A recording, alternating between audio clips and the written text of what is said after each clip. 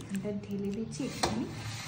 দিব্যা পাপা খেয়ে বলবে ঠিক কেমন লেগেছে। হ্যাঁ, মাছের ডিমের বড়া তো অনেকে খেয়েছো, আজকে কিন্তু মাছের ডিমের ঝোলটা একবার বানিয়ে খেয়ে দেখো। আমি বলবো না কেমন, তোমরা বানিয়ে খেয়ে দেখে আমাকে কমেন্ট করে জানিও ঠিক কেমন লাগে খেতে। দারুণ লাগে, আমার তো খুব পছন্দ এই তরকারিটা। তো প্রথমেই আমি পেঁয়াজ কুচনো আর কাঁচা লঙ্কা কুচনো দিয়ে কিন্তু মাছের ডিমের বড়াটা করে নিয়েছি। এগুলো কিন্তু অনেক বেশি ফুটছিল জানো, খুব ফোটে এগুলো। তারপর কিন্তু আমি এই ডিম ভাজাটা হয়ে গেলে এখানটায় গাপগুলো ভেজে নিয়েছি।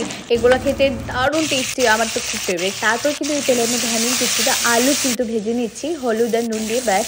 আর তারপর কিন্তু ওটার মধ্যে দিয়ে দিলাম আমি কুচনো পেঁয়াজ। আমি আলাদা করে সম্বাসটা দিইনি। তারপর কিন্তু দিয়ে দিয়েছি এই দিকটায় আমি একটা পেস্টের মশলা দিয়েছি, যেটার মধ্যে আদা, কাঁচা লঙ্কা ছিল, কিছুটা পেঁয়াজ, কিছুটা টমেটো দিয়ে ভালো করে কষিয়েছি।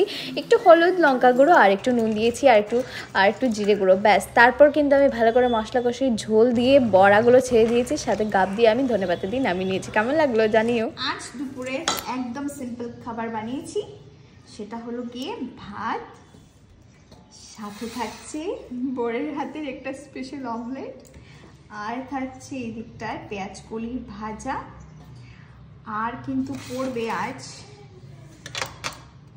গরম গরম এই তরকারিটা, যেটা হলো মাছের ডিমের তরকারি। এখানটা ঢেলে দিচ্ছি একটুখানি। দিব্যা পাপা খেয়ে বলবে ঠিক কেমন লেগেছে। আমার এটা ভীষণ পছন্দ মাছের ডিমের এইভাবে ঝোলটা। ঝোলটা একদম শুকনো শুকনো করে বানিয়েছি আমি। কেমন হয়েছে বলো, খেয়ে বলো।